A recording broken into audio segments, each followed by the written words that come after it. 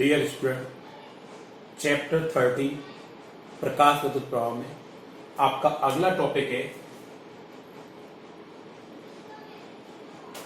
प्रकाश की द्वैत प्रकृति।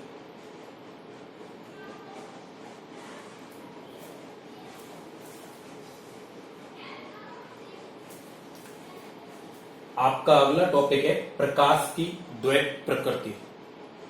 प्रकाश की द्वैत प्रकृति। द्वैत प्रकृति से पहले हम प्रकाश की प्रकृति को पढ़ते हैं। प्रकाश की प्रकृति का क्या तात्पर्य है? प्रकाश किस प्रकार का है? इसके लिए विभिन्न वैज्ञानिकों ने विभिन्न सिद्धांत दिए, जिसमें से सबसे पहले न्यूटन ने कणिका सिद्धांत दिया। कणिका सिद्धांत। इस सिद्धांत के अनुसार प्रकाश स्रोत से असंख्य सूक्ष्म कणों के रूप में निकलता है, जिन्हें हम कणिकाएं कहते हैं। सबसे पहले न्यूटन ने कणिका सिद्धांत दिया। इस सिद्धांत के अनुसार प्रकाश स्रोत से असंख्य सूक्ष्म कणों के रूप में निकलता है, जिन्हें कणिकाएं कहते हैं, जो निर्वात में प्रकाश के वेग से गमन करती हैं और सभी प्रकाश स्रोत से सभी संभव दिशाओं में गमन करती हैं। न्यूटन ने अपनी इस कणिका सिद्धांत से परावर्तन और अपवर्तन इनकी व्याख्या सफलतापूर्वक कर दी। लेकिन न्यूटन का यह कणिका सिद्धांत व्यतिकरण, विवर्तन, प्रकाश वैद्युत प्रभाव, रमन प्रभाव आदि की व्याख्या करने में असफल रहा। प्रकाश की प्रकृति के संबंध में सर्वप्रथम न्यूटन ने कणिका सिद्धांत दिया। कणिका सिद्धांत के अनुसार, यानी न्यूटन के कणिका सिद्धांत के अनुसार, प्रकाश स्रोत से असंख्य सूक्ष्म छोटे छोटे कणों के रूप में निकलता है, जो प्रकाश स्रोत से सभी संभव दिशाओं में गति करते हैं। वो कण प्रकाश के वेग से चलते हैं। और न्यूटन ने अपनी इस कणिका सिद्धांत से परावर्तन और अपवर्तन की व्याख्या सफलतापूर्वक कर दी। लेकिन न्यूटन का एक कणिका सिद्धांत व्यतिकरण, विवर्तन, प्रकाश वैद्युत प्रभाव, भ्रमण प्रभाव आदि की व्याख्या करने में सफल नहीं रहा। न्यूटन के इस कणिका सिद्धांत के बाद हाइगेन ने तरंग सिद्धांत दिया। तरंग सिद्धांत। हाइगेन के इस तरंग सिद्धांत के अनुसार प्रकाश स्रोत से तरंगों के रूप में निकलता है। हाइगेन के इस तरंग सिद्धांत के अनुसार प्रकाश स्रोत से तरंगों के रूप में निकलता है। इन तरंगों की प्रकृति अनुदैर्ध्य होती है। हाइगेन ने यह बताया कि प्रकाश स्रोत से तरंगों के रूप में निकलता है। इन तरंगों की प्रकृति उसने अनुदैर्ध्य बताई। अनुदैर्ध्य का तात्पर्य जिसके चलने के लिए माध्यम की आवश्यकता होती है। हाइगेन ने यह बताया कि प्रकाश स्रोत से तरंग सिद्धांत के रूप में निकलता है और इन तरंगों की जो प्रकृति है वो अनुदैर्ध्य होती है। इन्हें चलने के लिए माध्यम की आवश्यकता होती है। इसके लिए हाइगेन ने एक काल्पनिक माध्यम ईथर की कल्पना की और ये माना कि वो सर्वव्यापी माध्यम है, सभी जगह है और उसमें प्रकाश के संचरण के लिए आवश्यक सभी गुण विद्यमान है। हाइगेन ने अपनी इस तरंग सिद्धांत से व्यतिकरण और विवर्तन की सफलतापूर्वक व्याख्या की। हाइगेन ने तरंग सिद्धांत दिया।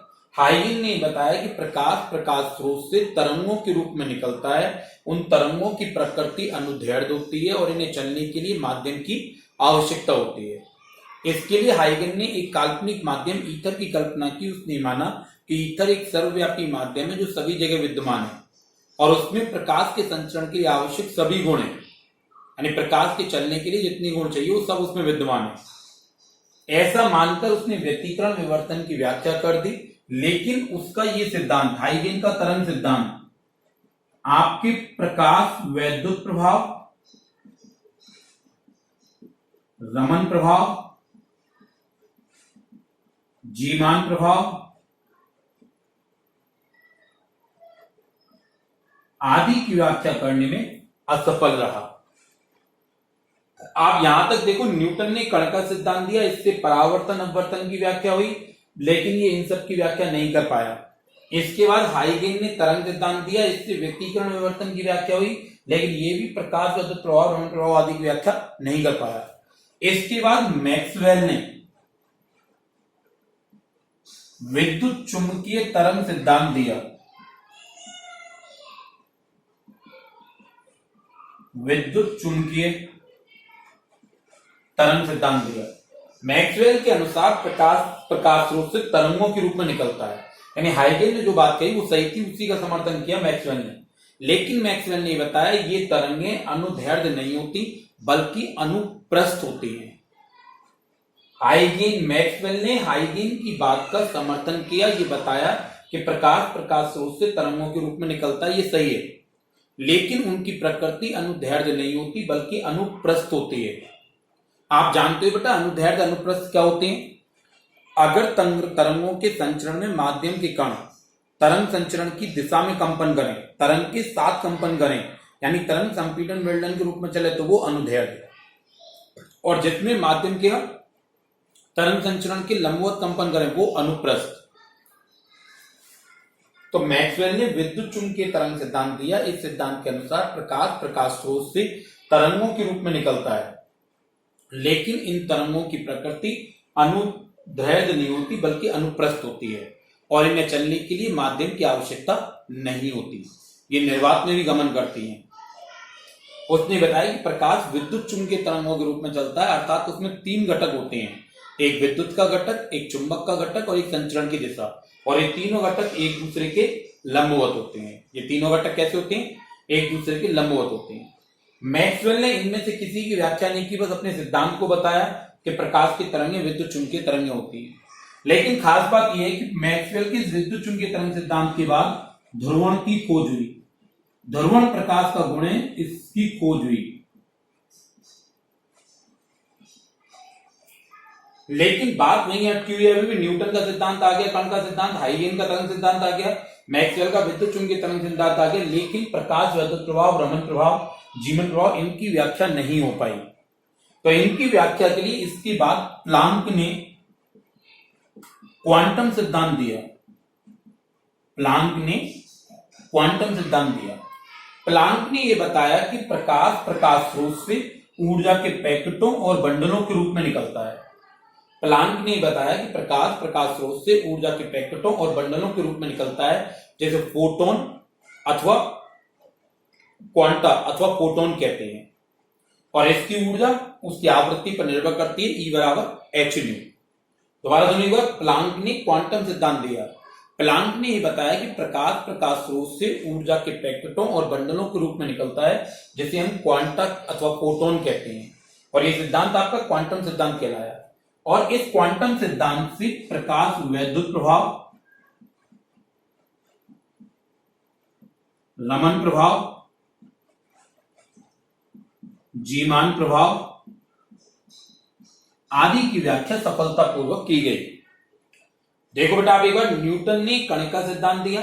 कण का सिद्धांत यह है कि प्रकाश स्रोत से असंख्य सूक्ष्म कणों के रूप में निकलता है, जो सभी संभव दिशाओं में गति करते हैं, प्रकाश के वेग से चलते हैं। इससे परावर्तन अपवर्तन की व्याख्या हुई, लेकिन यह सिद्धांत व्यतिकरण, विवर्तन, प्रकाश वैद्युत प्रभाव, रमण प्रभाव आदि की व्याख्या करने में असफल रहा। इसके बाद हाइगेन ने तरंग सिद्धांत दिया। तरंग सिद्धांत के अनुसार प्रकाश स्रोत से तरंगों के रूप में निकलता है। इससे व्यतिकरण, विवर्तन की व्याख्या हुई, लेकिन इनकी व्याख्या अभी भी नहीं हो पाई। तो हाइगेन ने तरंगों की जो प्रकृति बताई थी वो अनुदैर्ध्य बताई थी। उसके बाद मैक्सवेल ने बताया ये तरंगें अनुप्रस्थ हैं और इनकी जो प्रकृति है वो विद्युत चुंबकीय तरंग वाली होती है। इससे ध्रुवण की खोज हो गई। इसके बाद प्लांक ने क्वांटम सिद्धांत दिया, जिससे प्रकाश वैद्युत प्रभाव, रमण प्रभाव, इनकी व्याख्या हुई। अब खास बात ये, यहां पर आप देखो, प्रकाश के कुछ गुणों की व्याख्या प्रकाश को तरंग मानकर की जा रही है, और कुछ गुणों की व्याख्या प्रकाश को कण यानी ऊर्जा का पैकेट मानकर की जा रही है। अर्थात हम ये कह सकते हैं कि प्रकाश की प्रकृति द्वैत होती है। प्रकाश तरंग की भांति भी काम करता है और प्रकाश कण की भांति भी काम करता है।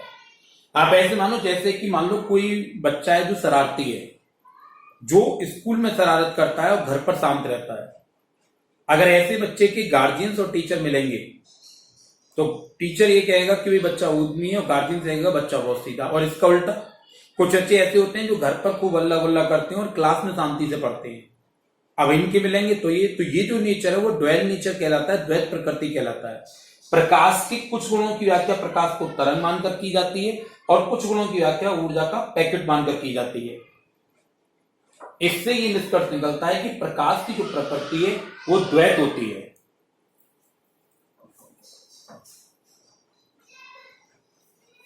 इससे आपका बेटे ये निष्कर्ष निकलता है कि प्रकाश की जो प्रकृति होती है वो द्वैत प्रकृति होती है। ठीक है, इसके बाद यहां से फिर एक नया टॉपिक बना, वो बना आपका डी ब्रोगली की परिकल्पना।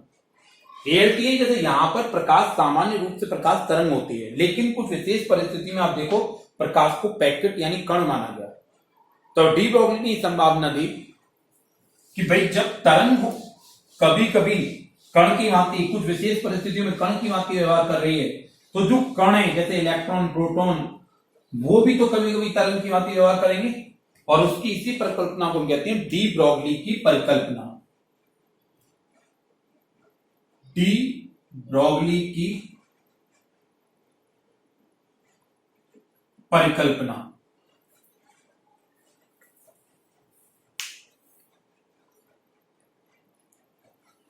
डी ब्रोगली की परिकल्पना। डी ब्रोगली ने यह कहा जब प्रकाश तरंग होकर कण की भांति व्यवहार करता है तो जो कण जैसे इलेक्ट्रॉन प्रोटॉन न्यूट्रॉन ये जो कण होते हैं ये भी फिर तरंग की भांति व्यवहार करेंगे। इसके लिए डी ब्रोगली ने एक परिकल्पना दी। तो डी ब्रोगली की परिकल्पना के अनुसार प्रत्येक गतिशील, ये शब्द ध्यान रखना बेटा, प्रत्येक गतिशील द्रव्य कण से संबद्ध एक तरंग होती है। गतिशील का मतलब ये वो कण गति की अवस्था में होना चाहिए, द्रव्य का मतलब उसमें द्रव्यमान होना चाहिए उस जो है। तो डी ब्रोगली के अनुसार प्रत्येक गतिशील द्रव्य कण से संबद्ध एक तरंग होती है जिसे हम द्रव्य तरंग या फिर डी ब्रोगली तरंग कहते हैं। डी ब्रोगली की परिकल्पना के अनुसार प्रत्येक गतिशील द्रव्य कण से संबद्ध एक तरंग होती है जिसे हम द्रव्य तरंग अथवा डी ब्रोगली तरंग कहते हैं। और उन्होंने ये बताया कि इस तरंग की तरंगदैर्ध्य कण के संवेग के व्युत्क्रमानुपाती होती है।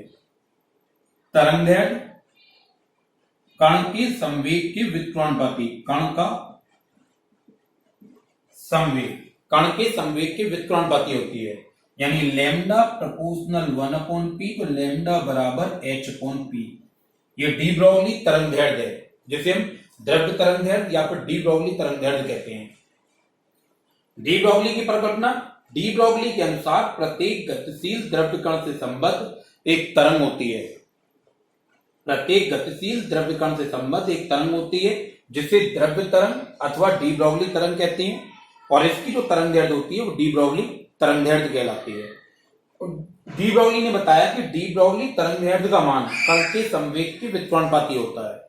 यानी कि तरंगदैर्ध्य लैम्डा प्रोपोर्शनल 1/p तो लैम्डा बराबर h/p होता है। हम ये मानते हैं, माना m द्रव्यमान का कण v वेग से गतिमान है, अतः उससे संबद्ध डी ब्रोगली तरंगदैर्ध्य लैम्डा बराबर h/mv। जहां h आपका प्लांक नियतांक है, m कण का द्रव्यमान और v उसका वेग है। हम इसे कई रूप में लिख सकते हैं बेटा, हम ऐसे भी लिख सकते हैं h/p, h/mv भी लिख सकते हैं। ठीक है, आप जानते हो k बराबर होता है हाफ mv²। अगर मैं दोनों तरफ m का गुणा कर दूं तो मैं इसे लिख सकता हूं mk बराबर हाफ m²v²।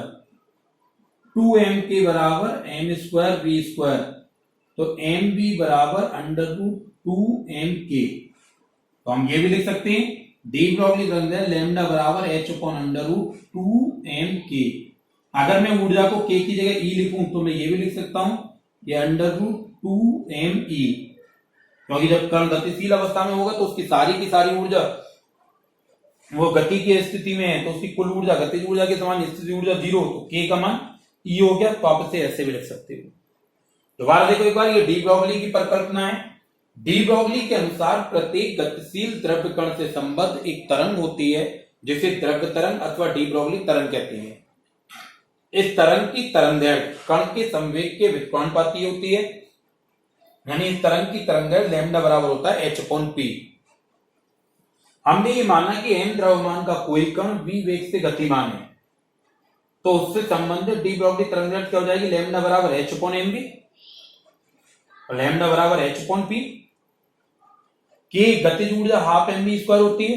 दोनों पक्षों में m से गुणा करा, 2m के बराबर m² v², mv बराबर √2m के।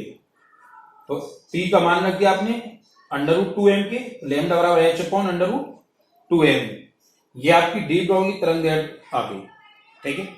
तो डी ब्रोगली तरंग की जो तरंगदैर्घ्य होती है उसी को हम बेटा डी ब्रोगली तरंगदैर्घ्य कहते हैं।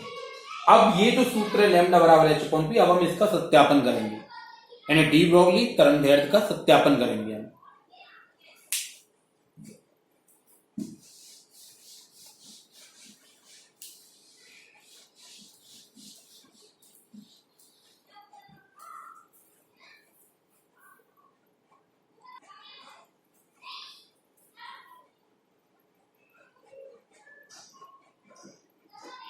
डी ब्रोगली तरंगदैर्घ्य का सत्यापन। बेटा अब हम जो आपने डी ब्रोगली जो परिकल्पना थी उसमें जो तरंगदैर्घ्य थी उसका सत्यापन करेंगे।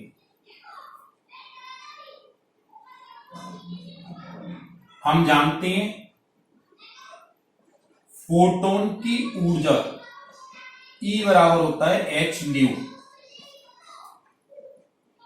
समीकरण नंबर 1, जहां h आपका प्लांक नियतांक 1 न्यू,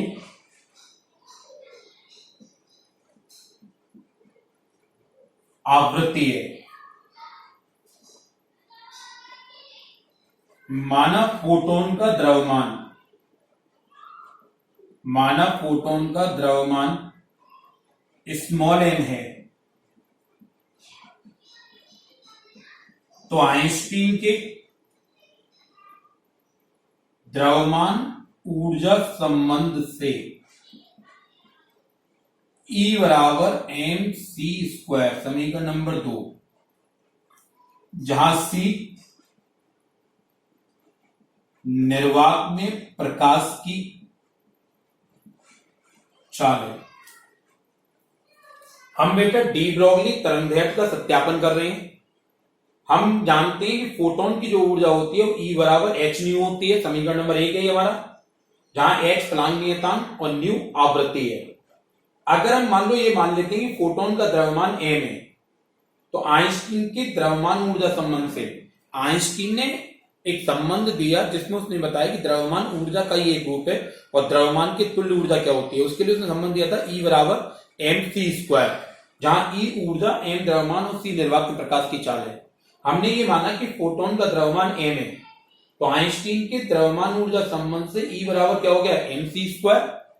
E बराबर क्या होगा आपका mc², जहां c निर्वात में प्रकाश की चाल है। अब आप देखो ये भी फोटोन की ऊर्जा है, ये भी फोटोन की ऊर्जा है, दोनों बराबर होंगी। समीकरण 1 व 2 से h न्यू बराबर mc², ये हो गया आपका। लेकिन हम जानते हैं न्यू बराबर होता है c/λ। आप जानते हो आवृत्ति और तरंगदैर्घ्य में ये संबंध होता है। लैम्डा आपका यहां पर तरंगदैर्घ्य है, जिसे हम दृढ़ तरंगदैर्घ्य या डी ब्रोगली तरंगदैर्घ्य कहते हैं। इसे डी ब्रोगली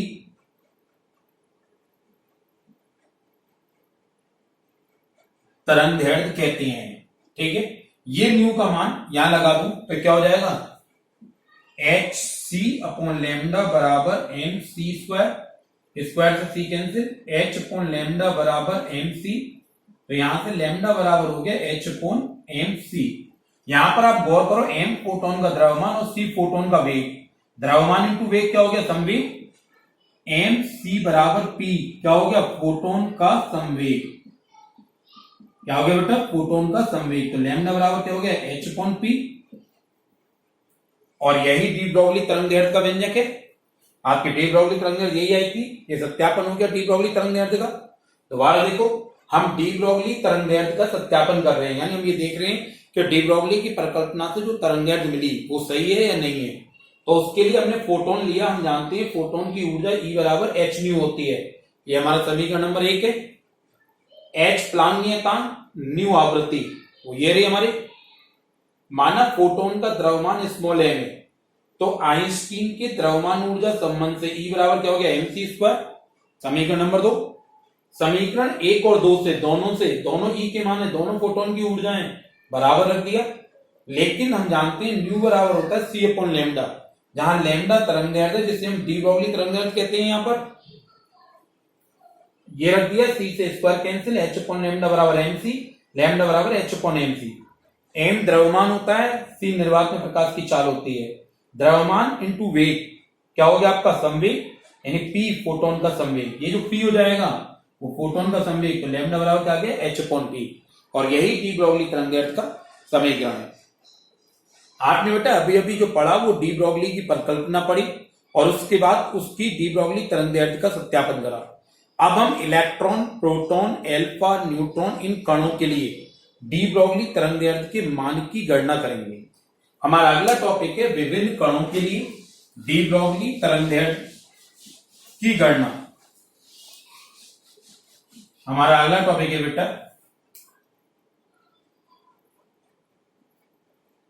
विभिन्न कणों के लिए डी ब्रॉगली तरंग दैर्ध्य की गणना, जिसमें हम सबसे पहले करते हैं बेटा इलेक्ट्रॉन के लिए।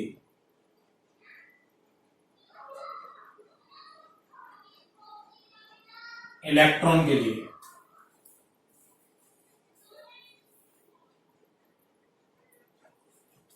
सबसे पहले हम इलेक्ट्रॉन के लिए डी ब्रॉगली तरंग दैर्ध्य की गणना कर रहे हैं। हम जानते हैं डी ब्रॉगली तरंग दैर्ध्य लैम्डा बराबर H upon under root 2me। आपने ये पढ़ा था अभी। अतः इलेक्ट्रॉन से संबद्ध डी ब्रॉगली तरंग दैर्ध्य लैम्डा ई बराबर हो जाएगा H upon under root 2me। Lambda E का मतलब बेटा कि इलेक्ट्रॉन से संबद्ध डी ब्रॉगली तरंग दैर्ध्य, और ये जो me है वो आपका है इलेक्ट्रॉन का द्रव्यमान। इलेक्ट्रॉन का द्रव्यमान और ई हो जाएगी इलेक्ट्रॉन की ऊर्जा, यानी गतिशील इलेक्ट्रॉन की ऊर्जा। गतिशील इलेक्ट्रॉन की ऊर्जा। हम इलेक्ट्रॉन के लिए डी ब्रॉगली तरंग दैर्ध्य की गणना कर रहे हैं। हम जानते हैं डी ब्रॉगली तरंग दैर्ध्य लैम्डा बराबर होता है H upon under root 2me। तो इलेक्ट्रॉन से संबद्ध डी ब्रॉगली तरंग दैर्ध्य लैम्डा ई बराबर H upon under root 2me into E. me electron का द्रव्यमान, ई गतिशील इलेक्ट्रॉन की ऊर्जा। माना इलेक्ट्रॉन का आवेश Q है, इसे V वोल्ट विभवांतर से त्वरित किया गया। अतः इलेक्ट्रॉन द्वारा ग्रहण ऊर्जा E बराबर होगा QV। भाई अब इलेक्ट्रॉन का आवेश हमने अभी Q मान लिया, तो इसे V वोल्ट से त्वरित किया गया, तो इलेक्ट्रॉन द्वारा ग्रहण ऊर्जा E बराबर होगी QV। अतः इलेक्ट्रॉन से संबद्ध डी ब्रॉगली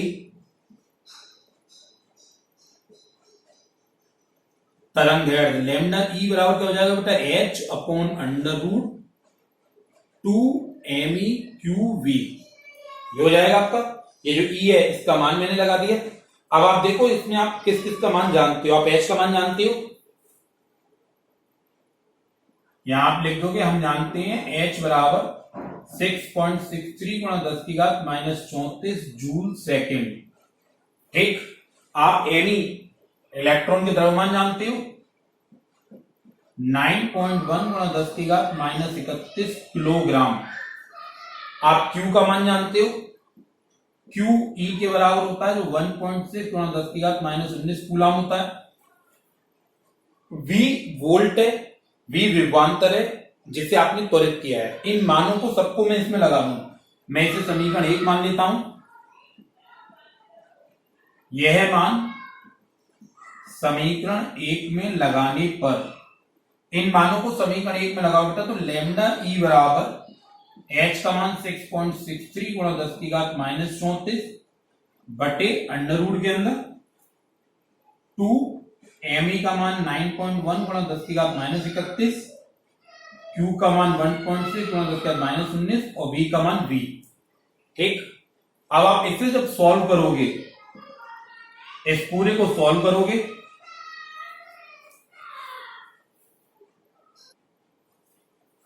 आप जब बेटे जो सॉल्व करोगे तो आपका ये आएगा 12.27 गुणा 10 की घात -10 बटे अंडर रूट वी, और ये आंसर जो है वो मीटर में है, क्योंकि हमने जो मान लिए हैं वो सब एमकेएस पद्धति के हैं, तो हमारा मात्रक मीटर में आएगा। यहां से फिर ये हो गया लेमडा ई बराबर 12.27 बटे अंडर रूट वी, और ये हो गया आपका एंगस्ट्रॉम में, इसमें हो गया एंगस्ट्रॉम में। इसके आपके सवाल आते हैं, जैसे किसी इलेक्ट्रॉन को 100 वोल्ट विभवांतर से त्वरित किया तो उससे संबद्ध डी ब्रॉगली तरंग दैर्ध्य का मान बताओ, तो वी का मान 100 लगाओगे, लेमडा ई का मान मिलेगा। इस प्रकार ये इलेक्ट्रॉन से संबद्ध, यानी कि अगर हम किसी इलेक्ट्रॉन को 20 वोल्ट विभवांतर से त्वरित करें तो उससे संबद्ध डी ब्रॉगली तरंग दैर्ध्य के लिए हमें पूरा काम नहीं करना, हम सीधे सीधे इस फॉर्मूले लगाएंगे 12.27 बटे अंडर रूट वी, आंसर हमें एंगस्ट्रॉम में मिलेगा। ये आपका इलेक्ट्रॉन के लिए डी ब्रॉगली तरंग दैर्ध्य का व्यंजक हो गया। ठीक है, इसके बाद हम प्रोटॉन के लिए निकालते हैं।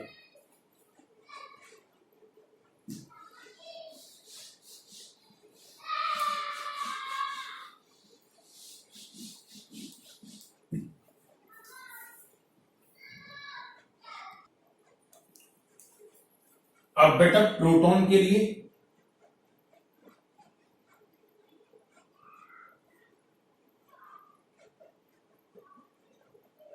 हम जानते हैं डी ब्रॉगली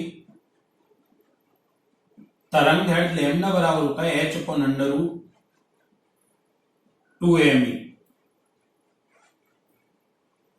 तो जब हम प्रोटॉन के लिए करेंगे तो ये हो जाएगा लेमडा पी बराबर H upon under root 2 MPE।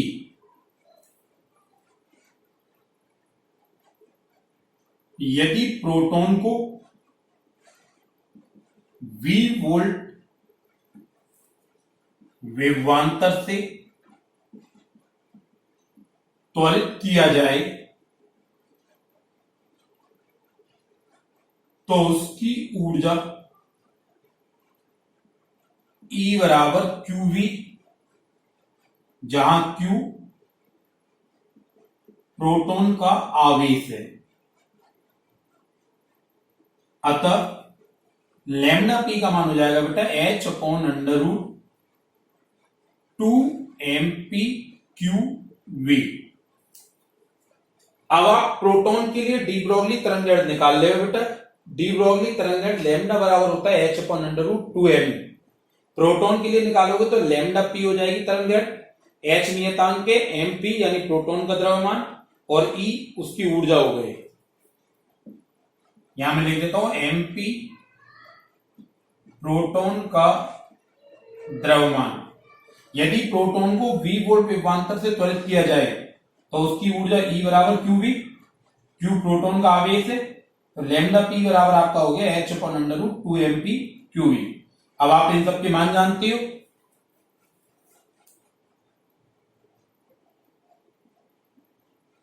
हम जानते हैं H बराबर 6.63 गुणा 10 की घात -34 जूल सेकंड।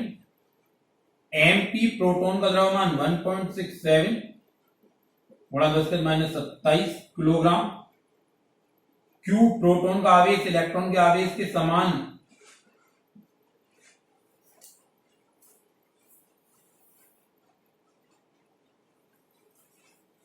इन सभी मानों को आप समीकरण 1 में लगाओ।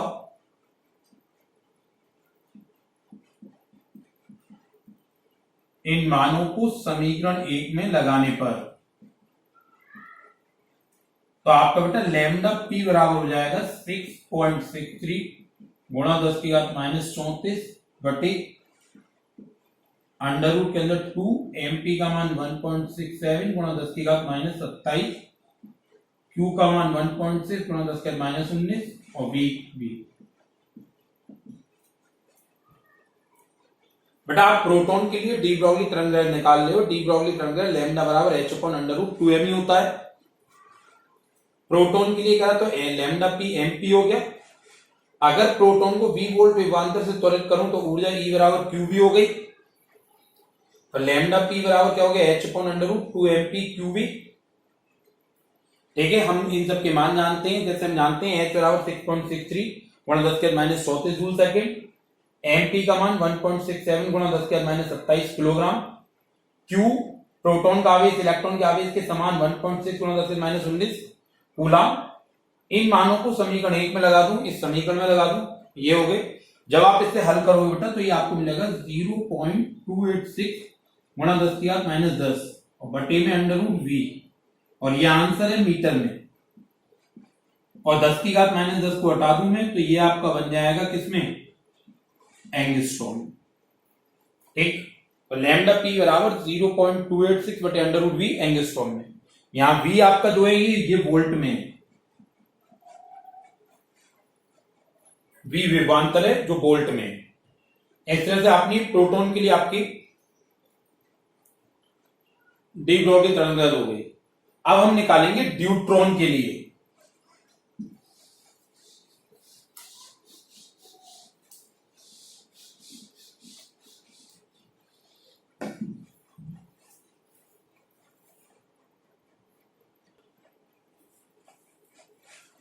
अब अगला ड्यूट्रॉन के लिए